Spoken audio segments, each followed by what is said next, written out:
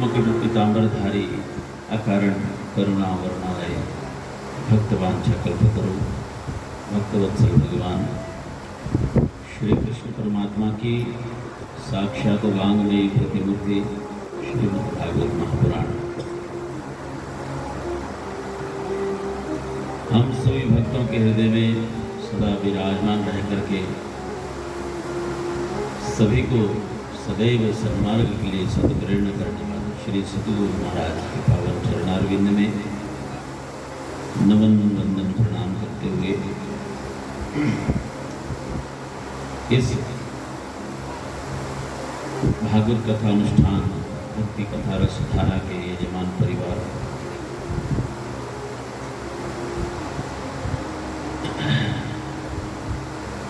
मेरे साथ संगीत के माध्यम से सदैव मेरी आत्मा के सन्निकट रहने वाले सभी मेरे प्यारे संगीत प्रिय बंधुगण, आज के इस कथा यात्रा के अतिथि महोदय सनातन धर्म मंदिर के हमारे परम श्रद्धेय आदरणीय शास्त्री जी पंडित जी महाराज तथा यत्र तत्र सभी स्थानों से आने वाली पावन आत्माओं, आज हिसार से हमारे शिष्य परिवार शिष्य मंडली भी आई है एवं भक्तिमती माताओं, बहनों, भाइयों, बुजुर्गों एवं बच्चों, चूँकि कथा सफर यात्रा में आज हम सब तीसरे पड़ाव में तृतीय चरण में प्रवेश करने जा रहे हैं। इससे पूर्व कि हम सब कथा रस में गोता लगाएं, आइए हृदय मन मंदिर को सतपात्रता से भरने के लिए श्री राधे को याद करते हुए उनके चरणारविंद में अरदास करें, प्रार्थना करें। सब मिलकर के एक साथ श्रद्धा के साथ आह्वान करें। सब मिलकर के प्यार से जय श्री राधे, थोड़ी प्यार से हाजिरी लगाइए। जय श्री राधे, जय श्री राधे, जय श्री राधे, जय श्री राधे।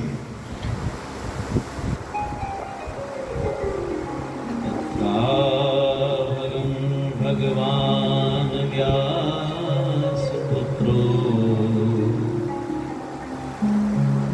यदृच्छाया मनोनपेक्षो अलाक्षलिंगो निजलाभतुष्टो वृद्धस्य बालैरवधूत वेश।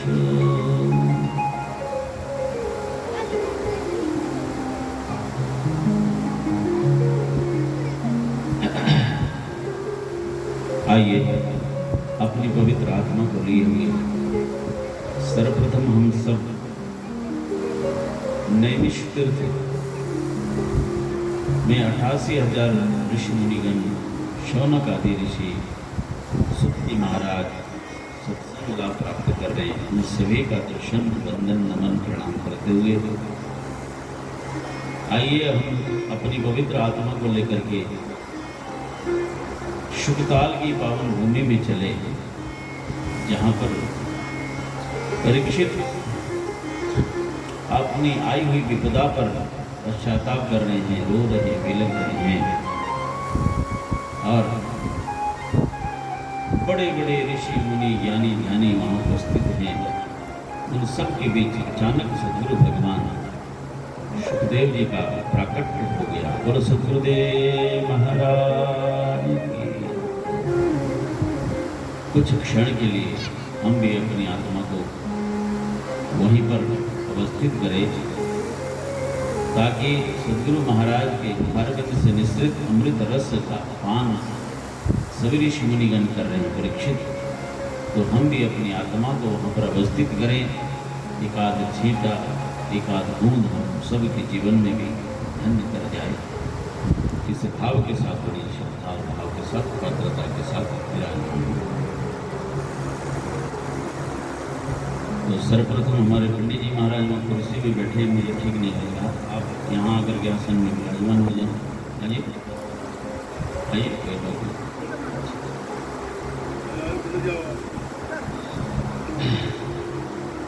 बोलो कृष्ण कन्हैया लाल की जय। परीक्षित महाराज के जीवन में बहुत बड़ा संकट विपदा आन पड़ी, इतना बड़ा श्राप, बड़ा दंड मिला, संत का अपमान करने का इतना बड़ा दंड। देखिए कहीं चूक, भूल चूक, गलती से भी किसी संत को आहत करना ठीक नहीं, किसी संत का दिल दुखाना ठीक नहीं, किसी संत का, ब्राह्मण का अगर किसी भी तरह से हम अपमान करते हैं, बहुत बड़ा दंड मिल सकता है और उसके बदले में बहुत कुछ चुकाना पड़ सकता है। बहुत सारे प्रसंग भागवत में इस तरह के आते हैं, इसीलिए एक एक प्रसंग पर सावधानी के साथ श्रवण करें, जीवन उपयोगी बातें हैं। परीक्षित ने जिस भूख प्यास के चलते सम्यक ऋषि का अपमान किया और बदले में उनको कितना बड़ा दंड मिला, कितनी बड़ी सजा मिली, लेकिन परीक्षित तो परीक्षित थे, उन्होंने हाय हाय नहीं मनाया, रोते रोते दुनिया वालों के पास नहीं गए, मिली हुई मोहलत को किस तरह से परमात्मा के चरणों में अर्पित करें और पश्चाताप करते हुए अपने आप को पात्र बनाएं, सतपात्र बनाएं, हृदय को आंसुओं से धो धो के ऐसे सतपात्र बना दें ताकि स्वयं गोविंद ही सदगुरु का रूप धारण करें और आकर के उनका कल्याण करें। और सदगुरुदेव महाराज की तो रो रो करके अपने आप को भिगो दिया और सजा पश्चाताप के माध्यम से दंड को धो दिया है, हृदय सत्यपात्रता से भर गया है। अब स्वयं परमात्मा ने आदेश दिया सदगुरु सुखदेव भगवान की, जाओ सुखदेव, तुम्हारे जैसे सत्य सदगुरु की तलाश है परीक्षित। परीक्षित किसी गुरु को ढूंढने नहीं गए। आज हमारे यहाँ कोई आए थे, महाराज हम चूंकि राम को मानते हैं और राम का नाम देते हो गया दीक्षा में, ऐसा उन्हें बोलने के लिए प्रेमी हमारे बहुत पुराने प्रेमी, तो मानस पाठ करते हैं, रामचरित मानस पाठ करते हैं, लगन उनके प्रति है। तो आप राम का नाम लेते हो क्या, या कृष्ण का नाम लेते हो, या राम का नाम लेते हो? शायद कहीं न कहीं उनके मन में कोई परीक्षा का भाव रहा होगा गुरु के प्रति। तो हमने कहा देखो, न राम न श्याम, क्या मिलेगी वस्तु ये बात नहीं, सर्वप्रथम जो है आपके अंदर हृदय में सतपात्रता, योग्यता कितनी है। किसान भूमि में बीज डालने से पहले कितनी तैयारी करता है, बुआई करना, झाड़ जंगल साफ करना, मिट्टी उट्टी सारा उसको उर्वरा युक्त, तब पानी में सब कुछ डाल करके तब बीज डालने की तैयारी होती है। बीज यूं ही उर्वर ऐसे फर्श में, कच्ची मिट्टी में कहीं भी यूं नहीं फेंका जाता। बीज डालने से पहले भूमि को तैयार करना, यूं ही कहीं भी बीज को फेंक देंगे उसका उचित लाभ प्राप्त नहीं होगा।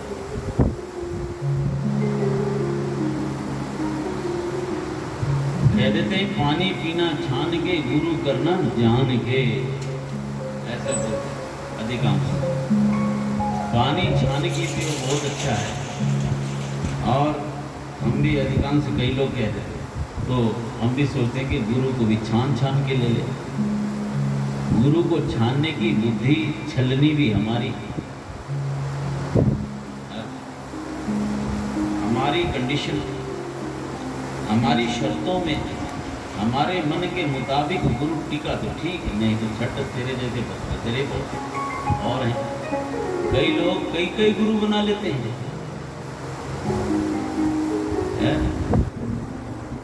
गुरु बनाते हैं। आपने गुरु किया क्या? गुरु बनाया क्या?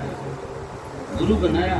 अरे एक बात बताओ, हमारे में ऐसी कौन सी योग्यता है कि हम गुरु को बनाए? गुरु को बनाना नहीं होता, शिष्य बनना, सत्य पात्रता से भरना होता, अपने आप को सत्य पात्रता से योग्य बनाना। गुरु को ही हम बना सकते हैं। गुरु को हमारी तुच्छ बुद्धि, सांसारिक बुद्धि, इस प्रपंच में उलझा हुआ मन, हम उसको कैसे बना सकते हैं? जिस दिन हम गुरु को बनाने चलते हैं उसी दिन काम खराब होता है। गुरु लोभी लालची चेला दोनों नरक में ठेलम ठेला। गुरु को अपनी संख्या बढ़ानी है, चेले को स्वार्थ सिद्ध करना है। कल जैसे मैंने बताया कि कोई सट्टा सूटा देता हो तो ये गुरु ठीक है, नंबर देता हो है?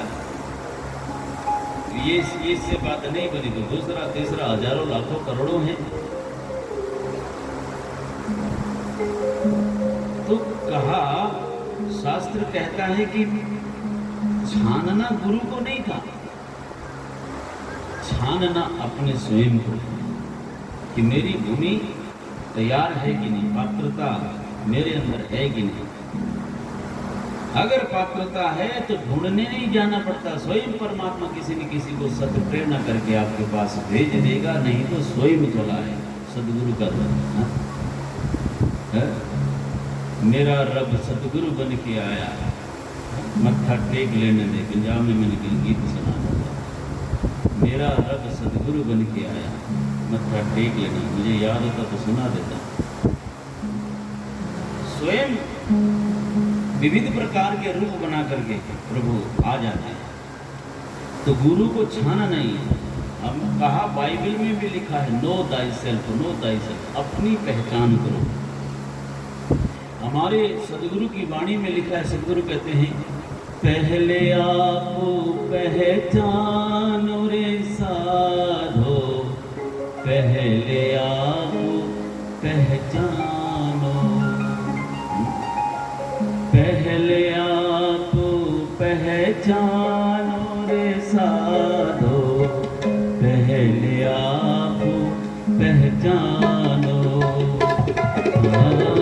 पहले आप पहचानो रे साधो, पहले आप पहचानो।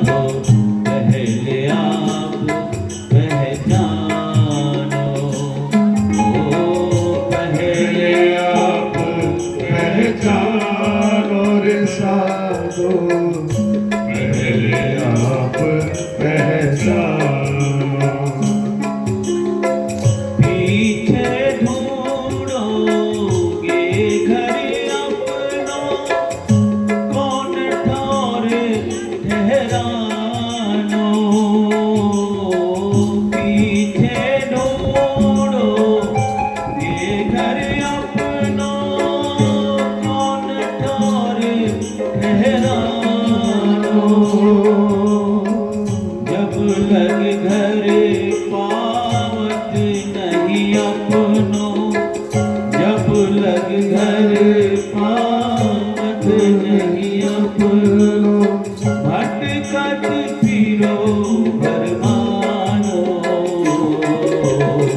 पहले आप पहचानो रे साधो, पहले आप पहचानो, ओ पहले आप पहचानो साधो, पहले आप पहचानो,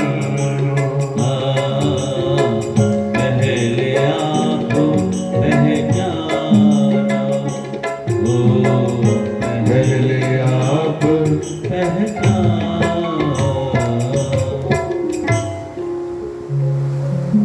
गुरु को छानना नहीं, स्वयं को देखना। वो भूमि हमारी तैयार है कि नहीं, बीज को झेलने के योग्य बनेगी नहीं भूमि। किसान यूं बीज थोड़ी फेंक फेंक देता है। हमारी भूमि योग्य उर्वरा युक्त है तो बीज अंकुरित और स्वस्थ सुंदर फलित होगा, वृक्ष बनेगा, फलदायी होगा। गुरु कोई आदमी का नाम, ध्यान रखना, गुरु के नाम पर आदमियों की पूजा बहुत होती है, व्यक्ति विशेष पूजा, और वस्तु छूट गई। घोर अंधेरे में हम भटक गए, अंधेरे में घोर में भटक गए, रोने लगे, बिलखने लगे, चारों तरफ जंगल का अंधियारा, कहीं जाने का रास्ता नहीं। अचानक कोई व्यक्ति मिलता है, क्यों रोते हो महाराज, फंस गए, भटक गए, इससे बाहर निकालो, अंधेरे से दूर करो। उस आदमी ने कहा ऐसे ऐसे ये पगडंडी बिना छोड़े धीरे धीरे धीरे निकलते जाओ तो निकल जाओगे पार।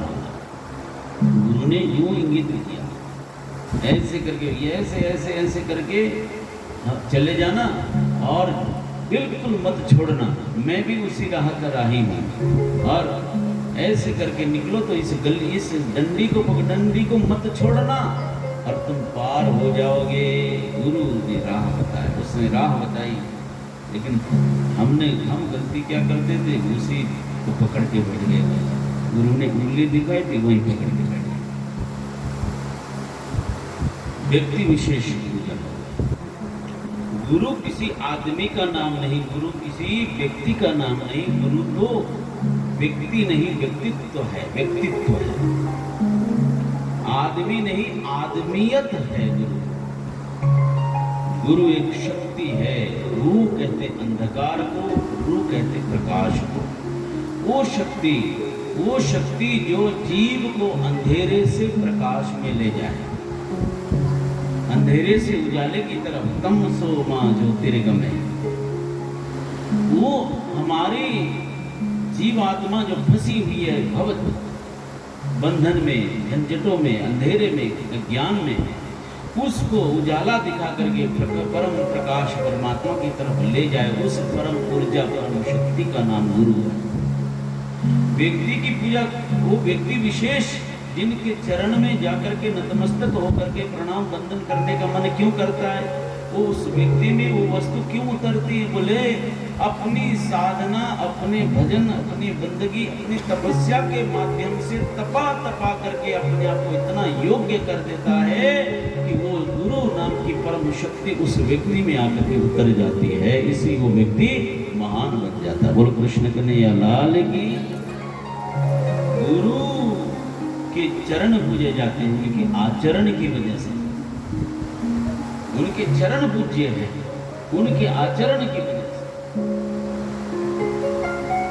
आदमी की वजह से। फिर जिस परम व्यक्ति के पास वो ऊर्जा उतरी है, वो पूरा मन मंदिर बन जाता है, वो व्यक्ति ही मंदिर बन जाता है, पात्र बन जाता है वास्तव में उस वस्तु की वजह से। और वो वस्तु कहीं भी घटित हो सकती है, बस पात्रता की जरूरत है। जैसे हम साधना भक्ति अपने आप को समर्पित करके अपने आप को सौंप देते हैं, तो हमारी भी पात्रता के लिए हम भी तैयार होते हैं, तो वही परमात्मा विविध रूपों में आकर के सदगुरु के रूप में हमें निहाल कर देता है। बोलो सदगुरुदेव महाराज। समझ में आवे है?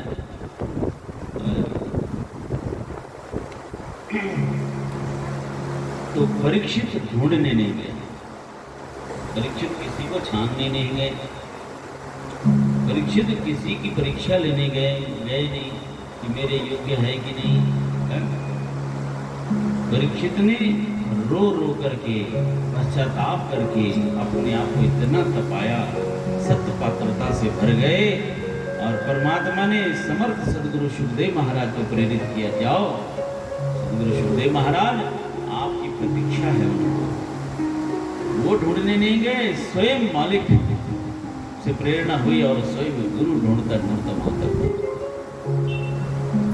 ग्रेविटी पावर, ग्रेविटी गुरुत्वाकर्षण जो शक्ति होती है अपने आप खींच लेता है। शक्ति जो जहाँ गहरा होता है, नदी में जाइए, जहाँ गहराई ज्यादा होगी आपको अपने आप नदी उसको खींच लेती है। तो गहरा होगा, वजन होगा, उसको अपने आप खींच। ग्रेविटी पावर, गुरु उसको, गुरु मतलब भारी है, वजनदार है, उसके एक एक बात में दम है, वजन है। संत वचन पलटे नहीं, चाहे पलट जाए ब्रह्मांड है, इतना वजन हो कि बस परमात्मा को भी उसकी बात माननी पड़ती है, इतना वजनदार। तो परीक्षित ढूंढे नहीं, समर्थ सदगुरु महाराज सुखदेव महाराज वहीं पर पहुंचे, ढूंढते ढूंढते। अब जब समर्थ पहुंचता है, परीक्षित ने अपने आप को समर्पित कर दिया, नतमस्तक हो गए, वंदन किया, प्रणाम किया, दंडवत किया, अपने आप को सौंप दिया सदगुरु के चरणारविंद। ज्यों ही अपने आप को अर्पित कर दिया, सदगुरु सुखदेव भगवान ने वरद हस्त किया, अपन माथे पर हाथ रखा। ज्यों ही सदगुरु महाराज के वरद हस्त परीक्षित के मस्तक पे पड़े और रोम रोम रोमांचित हुआ कि जैसे बिजली कौंध गई हो, बिजली कौंध गई हो, तुरंत रोम रोम में, बदन में एक झलकी सी हुई और उस झलकी में करंट के इतने समय में रोम रोम में उनके कृष्ण दर्शन हो गए। बोलो कृष्ण कन्हैया लाल की। परीक्षित के रोम रोम रोमांचित हुआ और उस रोमांच की घड़ी में परम प्रकाश पुंज में रोम रोम में कृष्ण समाये और पल भर में गायब हो गए। तब सदगुरु की इस सुकृत्य पर परीक्षित को ढाढ़स हो गया है कि अब मुझे सन्मार्ग के लिए समर्थ सदगुरु की प्राप्ति हो गई, अब मुझे रोने बिलखने की आवश्यकता है। तो समर्थ सदगुरु की प्राप्ति होते ही सदगुरु को सुंदर आसन में विराजमान कराया, चरणों में आश्रित हो गए और पहले परीक्षित के मन में बड़ा प्रश्न था कि मुझे 7 दिन में मौत का श्राप हुआ है कि मुझे मुक्ति का मार्ग बताइए, 7 दिन में मुझे मोक्ष का मार्ग बताइए। जो बड़े बड़े धुरंधर ऋषि मुनि परीक्षित की अंतिम यात्रा में विदा देने के लिए आए थे, अत्रि, धौम्य, पराशर, वशिष्ठ, व्यास, सुखदेव जी के पिताजी परीक्षित की अंतिम घड़ी की बात सुनकर के सब वहां पहुंचे थे, हजारों की संख्या में, बड़े बड़े ऋषि मुनि। उन सब के सामने परीक्षित ने यही बात रखी थी कि मुझे 7 दिन मिले हैं कि मेरा उद्धार का मार्ग बताइए। 7 दिन में अब ये सारे के सारे सोचने लगे अभी हमारा ही कोई पता नहीं, कितने जन्म और लगे, कितना वक्त और लगे, इनके पास टाइम नहीं है। 7 दिन में हम कैसे रास्ता बताएं। तब परीक्षित का प्रश्न पहले दूसरा था, मेरा उद्धार करो, मेरा उद्धार करो, मेरी मुक्ति का मार्ग बताओ। मैं कहीं न कहीं लेकर अभी अंतिम घड़ी में भी जीव मैं लेके बैठा हुआ है, मेरा उद्धार करो, 7 दिन में मुझे मुक्ति का मार्ग बताओ। गुरुदेव सबको पूछा था। अब सब ऐसे से धुरंधर संत ऋषि मुनि सब थे, पर किसी को अपना ही भरोसा नहीं था। कि हमें ही कितना समय और लगेगा। तो कहीं से बात न बनी, तो अब समर्थ सदगुरु की प्राप्ति होते ही जीवन का प्रश्न बदल गया। अब जो प्रश्न सब आगंतुक ऋषि मुनियों से जो प्रश्न किया था, वो प्रश्न इनके सामने नहीं रहा। मेरा उद्धार करो, मुझे मुक्ति का मार्ग बताओ, ये नहीं पूछा इनके साथ। पहले जो आगंतुक संत थे उनको पूछा था मैं और मेरा। अब यहाँ समर्थ सदगुरु की प्राप्ति होते ही ये भाव ही बदल गया, प्रश्न ही जीवन का प्रश्न बदल गया। पूछा क्या? अतः पृच्छामि संसिद्धि योगिनां परमं गुरुं पुरुषस्य यत् कार्यं म्रियमाणस्य सर्वथा। हे सद्गुरु भगवान,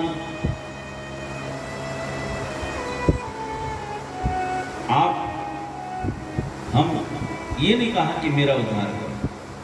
जो मरण धर्मा जीव है, जो मरने से पहले जीव का अंतिम कर्तव्य क्या है? अब कर्तव्य की बात है।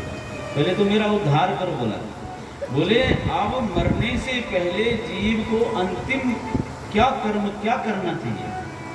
मेरा जीव का अंतिम कर्तव्य क्या है? मरने से पूर्व जीव क्या करे? और कोई पता थोड़ी कि कब मरना किसी का टाइम कब आएगा, कोई पता थोड़ा ही है। कोई टेलीफोन थोड़ा ही आएगा कि आओ फटाफट है? तो कोई पता नहीं, पल में क्या हो जाए। क्षण भंगुर जीवन की कलिका है, कब फूट पड़े कोई पता नहीं। इसीलिए कब ये सवाल नहीं, बस मरने से पूर्व, यानी कि हर वक्त तैयार हो, हमेशा तैयार। जीव मरने से पूर्व क्या करे? यानी कि कभी भी कुछ भी हो सकता है, हमेशा सावधान, क्योंकि सावधानी हटी दुर्घटना घटी। हमें पता नहीं किसी ने पूछा था कि कहीं भी चले जाते हो, पूछते नहीं हो, किसी से सलाह नहीं, कुछ नहीं, यूं ही निकल पड़ते हो। हमें बताया अब हम इस रूप में आ गए तो हमें पूछने की क्या जरूरत? हमारा तो झोला हमेशा तैयार रहता है। हरिद्वार में एक महात्मा जी थे जो हमें पंजाब में लेकर के कथाओं में पहली बार लेके चले गए थे। बहुत थोड़े हट्टे कट्टे, अब झोला छोड़ दिया उन्होंने। उनके साथ 12-15-20 कितनी कथाएं करी हमने। तो देखने में भी इतना भयंकर पागाम्बर पहनते थे, जटाजूटधारी जबरदस्त थे। वो मुझे ले जाते, उनके सामने तो मैं इतना छोटा सा बच्चा दिखता था है। तो मुझे जब तक वो 7 दिन तक कोई मुझे पूछता भी नहीं था कथा में, मैं अपना कथा में टू करके आ जाता था और बस सारी दुनिया उनके पीछे पड़ी रहती थी। मैं तो सिर्फ उनके कहने पे आदेश पालन करके कथा सुना के आता था। उनके सामने तो मैं दिखता भी नहीं था, इतना करता। वो महाराज जी बोलते थे कि बैठे हुए ऊंट का और साधु के मूड का कोई पता नहीं। बोलो कृष्ण के लिए लाल है कि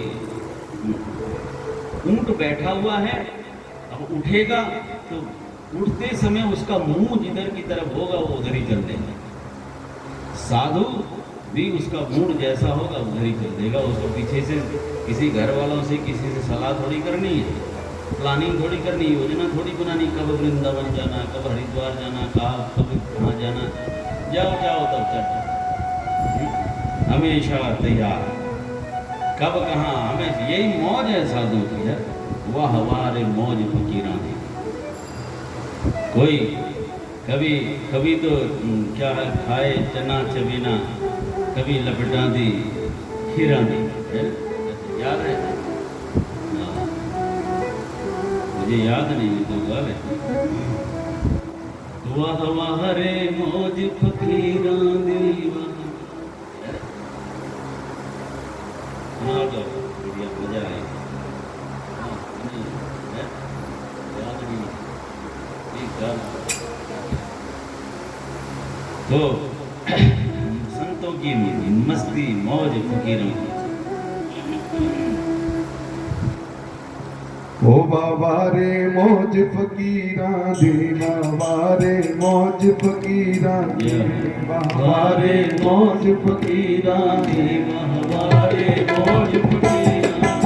वाहवारे मौज फकीरां दी बाबा रे मौज फकीरां दी बाबा रे मौज फकीरां दी वाहवारे मौज फकीरां दी वाहवारे मौज फकीरां दी बाबा रे मौज फकीरां दी बाबा रे मौज फकीरां दी वाहवारे मौज फकीरां दी वाहवारे मौज फकीरां दी बाबा रे मौज फकीरां दी वाहवारे मौज फकीरां दी बाबा रे मौज फकीरां दी बाबा रे मौज फकीरां दी वाहवारे मौज फकीरां दी वाहवारे मौज फकीरां दी वाहवारे मौज फकीरां दी वाहवारे मौज फकीरां दी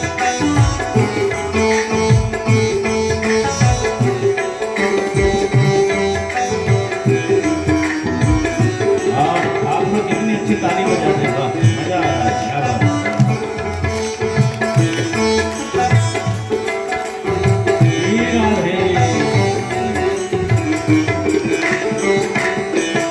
ओ कभी तो चावे जना चवे ना अभी तो चावे जना चबे ना, कभी तो चावे जना चवे ना कभी तो चावे जना चबे ना, ओ कभी लपट ले खीरा दी कभी लपट ले हीरा दी बाबा रे मौज फकीरा दी बाबा वाहवारे मौज फकीरां दी बाबा रे मौज फकीरा दी वाहवारे मौज फकीरां दी बाबा रे मौज फकीरा दी बाबा रे मौज फकीरा वाहवारे मौज फकीरां दी वाहवारे मौज फकीरां दी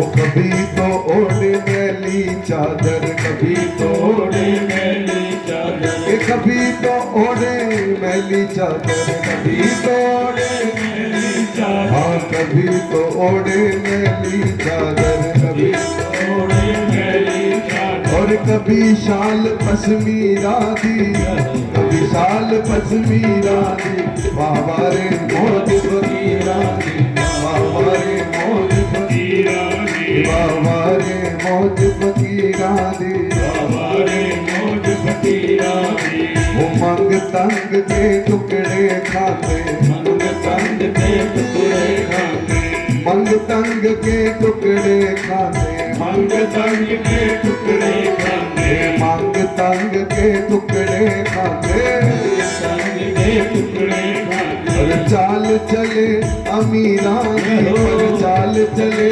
अमीरा दी बाबा रे मौज फकीरा दी वाहवारे मौज फकीरां दी बाबा रे मौज फकीरा दी वाहवारे मौज फकीरां दी कभी तो रहते राज भवन विच कदे तो रहते राज भवन ओ विच कदे तो रहते राज भवन विच कभी कहते राज भवन विच कभी ते गली अगीना दी कभी ते गली अगीना दी बाबा रे मौज ओ बाबा रे मौज फकीरा दी बाबा रे मौज फकीरा दी बाबा रे मौज फकीरा दी बाबा रे मौज फकीरां दी बाबा रे मौज फकीरा दी वाहवारे मौज फकीरां दी बाबा रे मौज फकीरा दी बाबा रे मौज फकीरां दी बाबा रे मौज फकीरा दी वाहवारे मौज फकीरां दी बाबा रे मौज फकीरा दी वाहवारे मौज फकीरां दी बाबा रे मौज फकीरा दी वाहवारे मौज फकीरां दी बाबा रे मौज फकीरा दी बाबा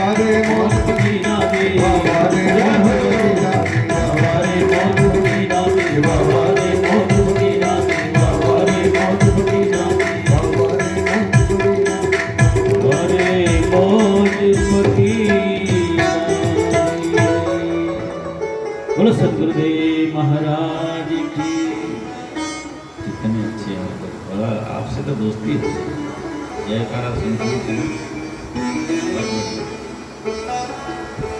इतना कष्ट ना किया करो, इतनी ज़्यादा हिम्मत ना किया करो। एक बार फिर पुनः हाजिरी लगाइए। बोलो कृष्ण कन्हैया लाल की, भारत के संतों की।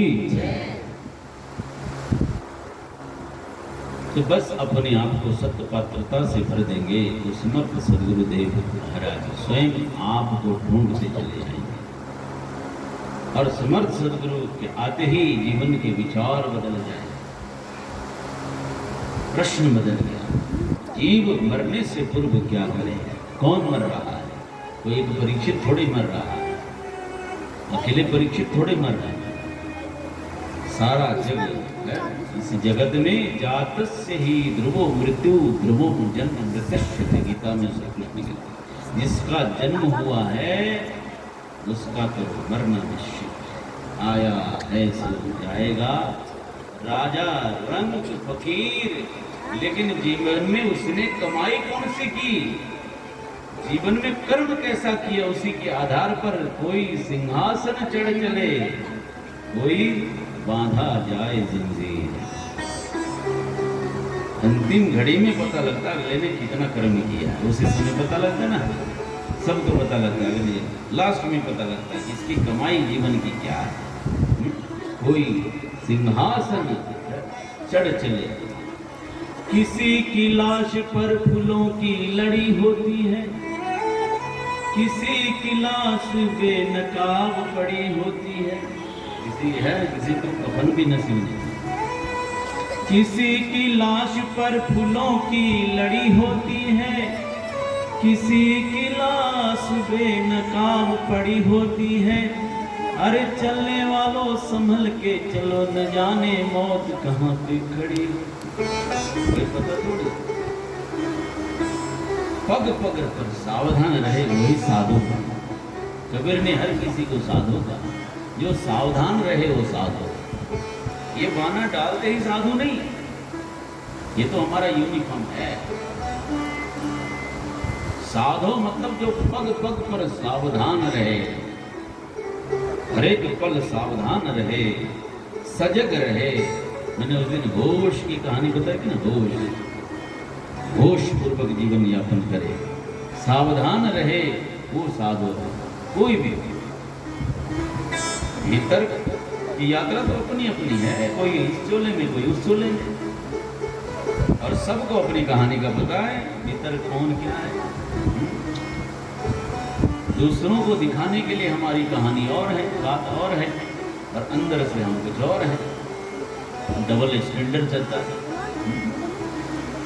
दुनिया के लिए, संसार के लिए, सबके लिए हम कुछ और होते हैं, और स्वयं अकेले एकांत में हम हों, हम कुछ और हैं। हम अपने लिए स्वयं के लिए अलग हैं, दुनिया के लिए अलग है कि नहीं बताओ? दूसरों की नजर में धूल झोंकना बहुत आसान है, और स्वयं भले बुरे सारे क्या है, तोरा मन दर्पण क्या, भले बुरे सारे कर्मों को देखे और दिखाए। ये मन का जो दर्पण है। एक बेचने वाला था, ऐसे गांव में रेड़ी लगा के बेचता फिरता था। ये ले लो, फलाना ले लो, ढिकना ले लो, आते हैं ना बेचने के लिए। सब खरीद रहे, माताएं बहनें, कोई शॉपिंग है, चूड़ियाँ करें तो माताएं तो भीड़ पड़ती। तो वहाँ 80 साल की माताजी ने कहा, बेटा क्या लेके आए हो? माताजी बहुत सारी चीज़ें, तुम्हारे काम की कोई भी नहीं। तो हमने भी, मेरा भी मन कर रहा है कुछ खरीदने का। सब लेडीज अपने अपने हिसाब से खरीद रही हैं। तो उसने कहा मेरे लिए भी कुछ दे दे। तो आपके लिए तो कुछ वो नहीं, ये तो माताओं बहनों का सारा सामान है। तो वो ये चमक रहा है जो, ये क्या है? बोले माता ये शीशा है। क्या है? ये शीशा है, दर्पण है। दे दे, चल यही दे दे मेरे को। कितने का है? माता 50 रुपए का है, ले ले। पैकेट खोला, पैकेट खोल के दिखाया, 50 रुपए का शीशा और इतना भद्दा चेहरा दिखा।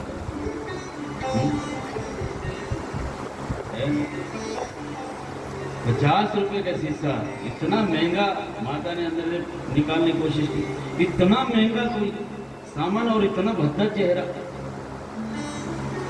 कोई महंगा सा दिखाओ, बढ़िया वाला, सबसे बढ़िया वाला तुम्हारे पास जो लेटेस्ट आइटम हो, बढ़िया से बढ़िया शीशा, लेटेस्ट, अभी तक कहीं किसी के पास किसी ने ना खरीदा हो, लेटेस्ट बढ़िया सा दिखाओ।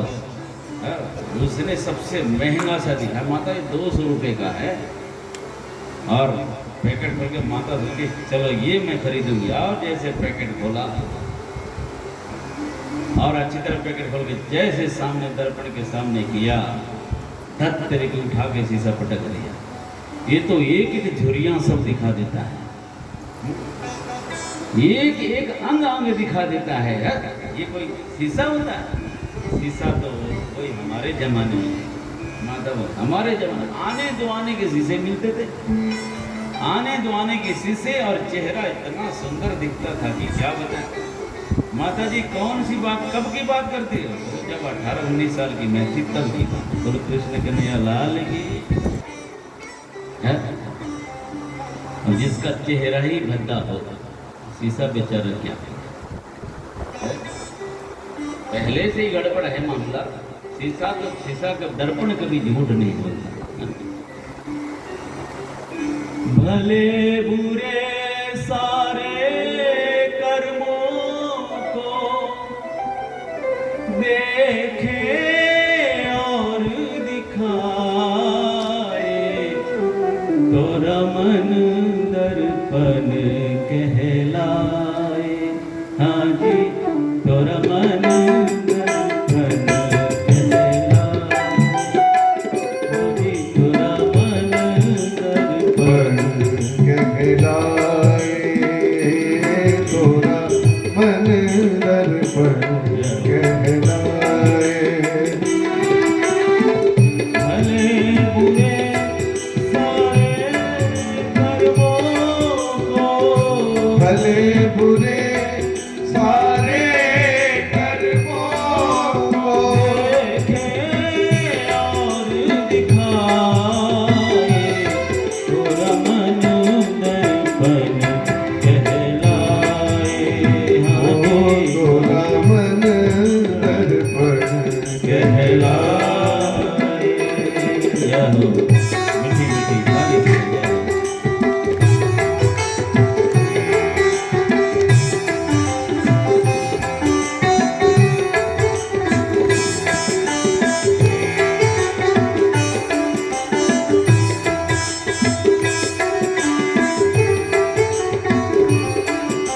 और सारा खेल मन का ही तो है। मन ही देवता, मन ही ईश्वर, मन से बड़ा ना को। मन ही देवता, मन ही ईश्वर, मन से बड़ा न को।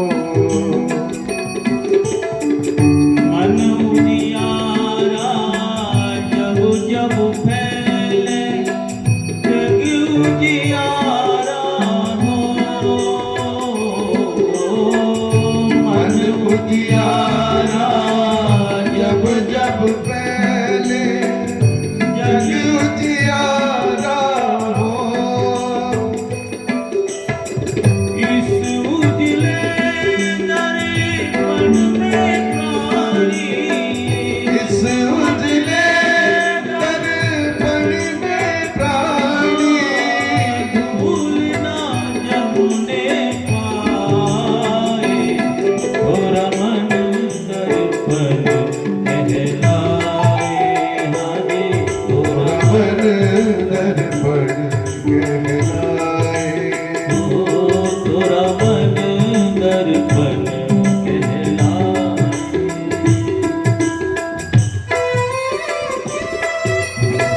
जय हो।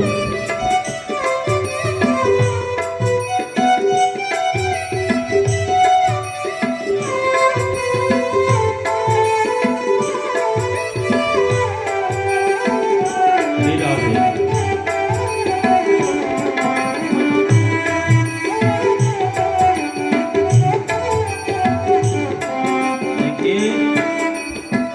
जो कुछ दुनिया में हमारे मन के मुताबिक हो जाए तो अच्छा लगता है, और मन के विपरीत हमारे विपरीत हो जाए तो बुरा लगता है।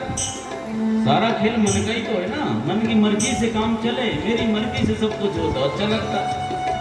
तो इसका मतलब सुख दुख लाभ हानि ये सब हमारा ही है। इसीलिए कहा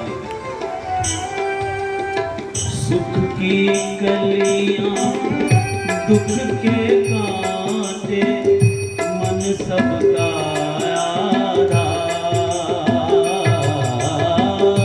सुख की कलियां दुख के कांटे मन सबका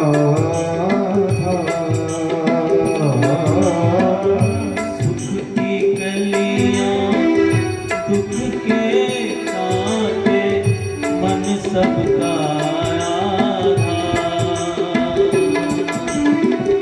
मन से कोई बात छुपे ना, मन के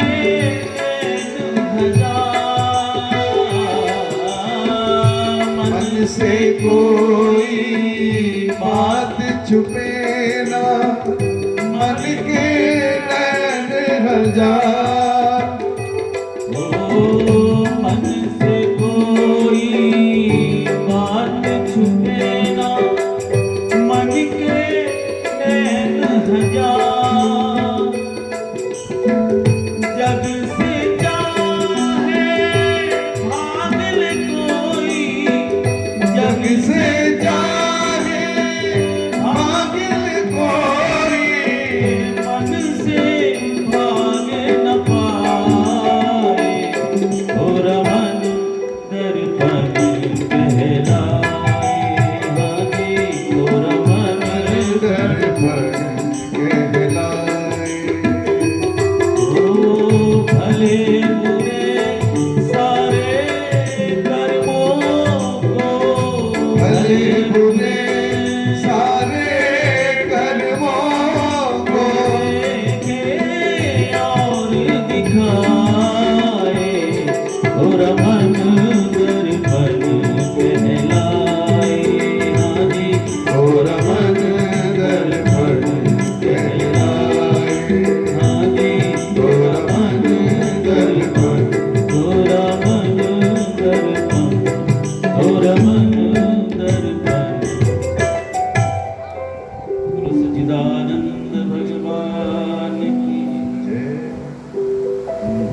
जग से चाहे भाग ले कोई, मन से सबको पता है कौन कहाँ कितने। दुनिया के लिए हम क्या हैं, पर अकेले में एकांत में हम झांक करके देखना हम स्वयं के लिए क्या है। इसीलिए परीक्षित ने गजब का प्रश्न पूछा है। जीवन का प्रश्न बदल गया। ये नहीं पूछा कि मेरा उद्धार कर दो, मुझे मुक्ति का मार्ग दिखाओ, मेरा पार। ये नहीं कहा। जो मरण धर्म थोड़े थोड़े आगे आ जाओ माताओं, मेहनत थोड़े थोड़े। और जिसको ना अभी पीछे जो माता बहने की है इधर बैठ सकती है ना, इधर की तरफ माताओं का साम्राज्य है धार्मिक मामले में, तो थोड़े थोड़े आगे। और कृष्ण कन्हैया लाल की समर्थ सदगुरु की प्राप्ति हो गई तो जीवन का प्रश्न बदल गया। ये पूछा कि बस क्या करना चाहिए, मरण धर्म जो जीव है क्या करना चाहिए। मरण धर्म सभी हम सभी मर रहे हैं, लेकिन करनी कौन, किसने कैसा काम किया है, जीवन में क्या कमाया है अंतिम अवस्था में।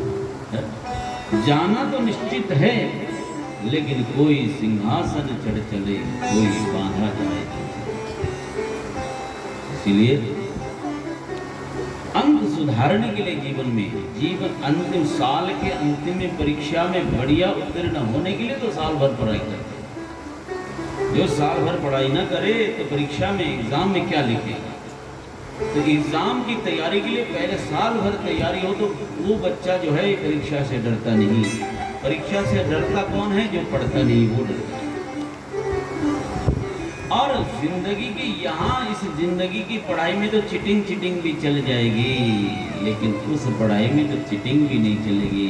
कहीं साइड से सपोर्ट नहीं मिलेगा, वहाँ तो पक्की फाइट देनी पड़ेगी। वहाँ साइड सपोर्ट नहीं मिलेगा तो चलेगा। इसीलिए सावधानी घटी दुर्घटना घटी। हम सब स्वयं के लिए जिम्मेवार हैं। तो समर्थ सदगुरु के सामने परीक्षित ने जो प्रश्न पूछा, प्रश्न सुन करके सदगुरु भगवान गदगद हो गए, आनंदित हो गए। देखो, संतों को चापलूसी से खुश नहीं कर सकते आप, आगे आगे उनके आगे पीछे मटरा करके कुछ नहीं कर सकते, उनको बढ़िया बढ़िया वस्त्र पकवान खिला के कुछ नहीं कर सकते, बढ़िया सेवा करके आगे पीछे फोटो खिंचवा के नहीं कुछ कर सकते, बढ़िया दान करके खुश नहीं कर सकते आप समर्थ सदगुरु को। अगर समर्थ सदगुरु हैं, आपने कुछ नहीं करना। जहां भी आप दुनिया के किसी भी कोने में क्यों ना, आप वहीं बैठ कर सत्कर्म कर सुकृत्य कर रहे हैं, आप सतपात्र हैं, तो सदगुरु महाराज का आशीर्वाद वहीं आपको मालोमाल करता रहेगा। बोलो सदगुरु महाराज की।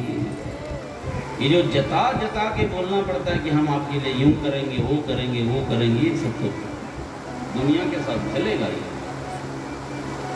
दुनिया के साथ तो सब चलेगा, लेकिन समर्थ सदगुरु के सामने ये सब हिसाब किताब नहीं चलेगा। हिसाब किताब तो दुनिया के साथ है।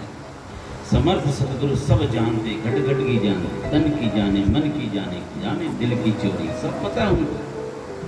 कौन क्या किस लिए मटरा रहा है, वो सब दुनिया वाले तो 5 दे के 25 लेने के लिए आते हैं। 5 अर्पित कर रहे हैं तो बदले में 25 चाहते हैं, ना मिले तो जा, तेरे जैसे गुरु बहुत है बहुत मार्केट में, गुरु को छानने लगते हैं। वहीं हम चुप कर जाते हैं, अपना नुकसान कर दें। गुरु का कुछ बाल माँ का नहीं होता, नुकसान हम अपना बहुत घाटे का सौदा कर दें। इसलिए सावधान। तो जीवन का प्रश्न बदल गया, तो सुन करके गुरुदेव गदगद हो गए। जब शिष्य सतपात्रता से, ध्यान रखना, शिष्य सतपात्रता से योग्य बन जाए, सतपात्रता से भर जाए और सदगुरु गदगद हो जाए, आनंदित हो जाए, गदगद हो जाए, तो ऐसे भागवत की शास्त्र की रचना होती है। और सदगुरु महाराज की जो पूरे जगत को कल्याण करती है। परीक्षित जैसा सतपात्रता से भरा हुआ शिष्य और सदगुरु सुखदेव जैसे सदगुरु मिले, तब दोनों के बीच में जो वार्तालाप हुई, उनका तो उद्धार हुआ आज तक हम सब का बेड़ा पार करती है बात। एक की समस्या उनके सामने आई और कितनी समस्याओं का समाधान करती है भागवत। ये समस्या का समाधान है, ये इलाज है, ये चिकित्सा है। वाह परीक्षित, तुम्हारे जैसे शिष्यों ने मुझे खरीद रखा है। आज तुमको मैं वो वस्तु प्रदान करूंगा, वो वस्तु प्रदान करूंगा। तुम मुक्ति की बात करते हो, मुक्ति तो मैं चुटकियों में दे दूंगा। बोले ये मुक्ति के लिए तुम तरस रहे हो ना, मुक्ति तो मैं चुटकी में दे दूंगा बेटा, लेकिन तुम्हारे जैसे सतपात्रता से भरे हुए इस आत्मा को तो मैं मुक्ति में ले जाऊंगा बेटा। तुमको तो मैं कृष्ण की परम भक्ति प्रदान करूंगा। बोलो कृष्ण कन्हैया लाल की। भक्ति प्रदान करूंगा। मुक्ति वहां जाकर के मिलेगा, तो वहां जाकर तो बेटा ऑटोमेटिक सिस्टम में धाम में भगवान के कुछ करने को बचता ही नहीं। आपके सोचने से पहले चीज हाजिर हो जाती है, आप तो निठल्ले हो जाओगे जाकर, वहां कुछ करना ही नहीं। तो सच्ची जो भक्ति करने वाले प्रेमी प्रभु के होते, वो तो मुक्ति चाहते ही नहीं। ना ना भगवान, हमको नहीं चाहिए मुक्ति, हमको तो बस बार बार भरत जो राम जी को वापस लेने के लिए जब गए, संगम स्नान किया, त्रिवेणी संगम प्रयाग में, और वहां पर जाकर के संगम स्नान किया तो उसका फल मिलता है, पुण्य मिलता है ना। पुण्य के लिए तो तभी जाते हैं, जब कुछ मिलने वाला ना हो तो जाता ही कौन है। बदले में हम तो बहुत होशियार जीव हैं, जब कुछ मिले ना तो कहीं किसी तरह पे जाने को तैयार। तो मिलेगा जरूर, पुण्य जरूर मिलेगा। तो भरत ने मांगा क्या? मिलेगा बहुत कुछ, पर मांगने के ऊपर बात है। हम कौन सा है, मिट्टी की हंडी पकड़ते हैं या कौन सी ऐसी चीज वस्तु मांगते? भरत ने गजब की चीज मांगी। अर्थन धर्मन काम रुचि गति न चहु निर्वाण। 4 पुरुषार्थ जीवन के बताए, धर्म अर्थ काम मोक्ष। जीवन में 4 पुरुषार्थ बताए। ये 4 पुरुषार्थ सिद्ध हो जाए, ये जीवन का लक्ष्य है। और पुण्य पदार्थ जो है, त्रिवेणी संगम का लाभ यह है कि 4 पुरुषार्थ सिद्ध होते हैं। लेकिन भरत मांग क्या है? अर्थन धर्मन काम रुचि गति न चहु निर्वाण। जन्म जन्म रति राम पद यही वरदान नाम। हे गंगा मैया, हे त्रिवेणी संगम, मुझे न तो अर्थ चाहिए, न धर्म चाहिए, न धन धाम संपत्ति संपदा कुछ नहीं, न गति न चाहूं निर्वाण, मुझे मुक्ति भी नहीं चाहिए। फिर क्या चाहिए? जन्म जन्म रति राम पद। बार बार मेरा जन्म हो और बार बार श्री राम के चरणों से मेरी प्रीति हो। बस बार बार जन्मना तो हमारा भी होता है, लेकिन हमारा जन्म बार बार जगत से उलझने के लिए, भव सागर में गोता खाने के लिए। हम भव बंधन में गोता खाने के लिए, उलझने के लिए, रोने के लिए, तड़पने के लिए पैदा हुए हैं। और भरत क्या मांगते हैं? अर्थन धर्मन काम रुचि गति न चहूं निर्वाण। निर्वाण गति भी नहीं चाहिए, मोक्ष नहीं चाहिए। जन्म जन्म रति राम पद यही वरदान। जन्म जन्म मेरा, बार बार मेरा जन्म हो और श्री राम के चरणों से मेरी प्रीति हो, भक्ति हो, आसक्ति, जगत से आसक्ति न हो, प्रभु से प्रीति हो। वैकुंठ नहीं और स्वर्ग नहीं, मुझे मुक्ति का क्या करना है? भक्त क्या कहता है? वैकुंठ नहीं और स्वर्ग नहीं, मुझे मुक्ति का क्या करना है? बनवारी बनवारी भजन करूं, जीवन मिल जाए दोबारा काफी है। बनवारी भजन करूं, जीवन मिल जाए दोबारा काफी है। बनवारी भजन करूं, जीवन मिल जाए दोबारा काफी है। बनवारी भजन करूं, जीवन मिल जाए दोबारा काफी है। दुनिया का सहारा क्या लेना, तेरा एक सहारा काफी है। दुनिया का सहारा क्या लेना, तेरा एक सहारा काफी है। कुछ करने की क्या जरूरत है, तेरा एक इशारा काफी है। कुछ करने की क्या जरूरत है, तेरा एक इशारा काफी है। जय हो। कितनी अच्छी ताली बजा रहे हैं आप लोग। राधे।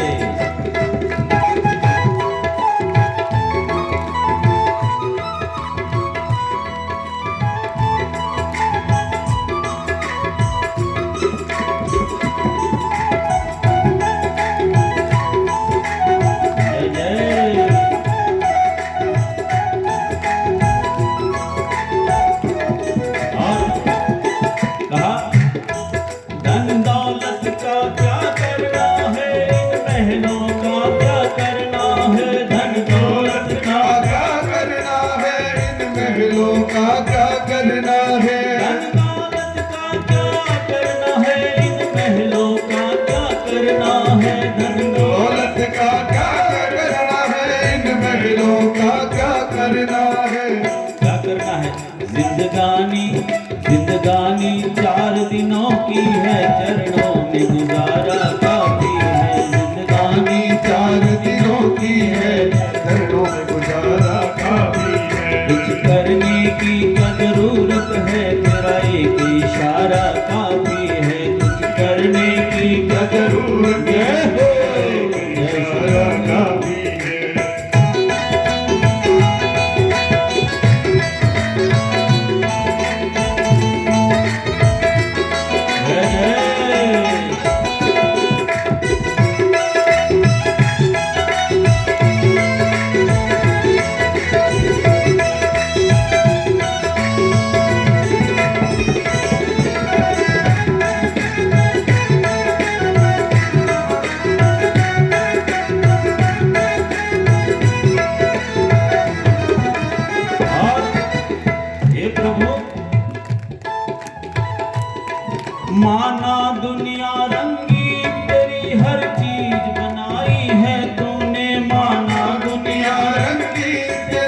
हर चीज बनाई है तूने। सारा सब कुछ प्रभु आपने बनाया, कितनी अच्छी लगती दुनिया, परिवार, बच्चे, सब ये झंझट झंझट मेला कितना अच्छा लगता है। शिकायत भी है और छोड़ने का मन भी नहीं करता। कितनी प्यारी दुनिया लगती है, कितना रंगीन है। माना दुनिया रंगीन, तेरी हर चीज बनाई है तूने। माना दुनिया रंगीन, तेरी हर चीज बनाई है तूने। देखूं तो क्या क्या देखूं प्रभु, बस तेरा नजारा काफी है। देखूं तो क्या क्या देखूं प्रभु, तेरा नजारा काफी है। कुछ करने की क्या जरूरत है, तेरा एक इशारा काफी है। कुछ करने की क्या जरूरत है, तेरा एक इशारा काफी है। वैकुंठ नहीं और स्वर्ग नहीं, मुझे मुक्ति का क्या करना है। वैकुंठ नहीं और स्वर्ग नहीं, मुझे मुक्ति का क्या करना है। वैकुंठ नहीं और स्वर्ग नहीं, मुझे मुक्ति का क्या करना है। वैकुंठ नहीं और स्वर्ग नहीं, मुझे मुक्ति का क्या करना है। बनवारी बनवारी भजन करूं, जीवन मिल जाए दोबारा काफी है। बनवारी भजन करूं, जीवन मिल जाए दोबारा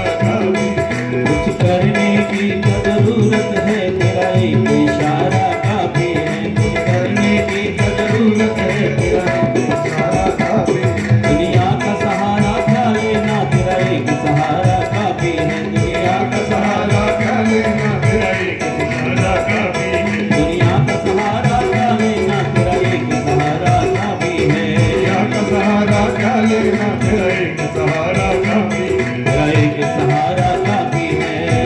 सहारा काफी है। चरणों का सहारा काफी है। सहारा काफी है। तेरा एक इशारा काफी है। इशारा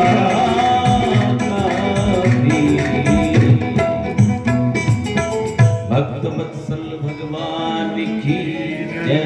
धन्यवाद, बहुत अच्छा बोले आप, कितना बढ़िया जयकार। बोलो कृष्ण कन्हैया लाल की जय। बहुत चंगे तुसी है, बहुत अच्छे हैं। तो इस तरह से जो सच्चे भक्त होते हैं, उनको तो मुक्ति भी नहीं चाहिए, उनको तो भक्ति प्रीति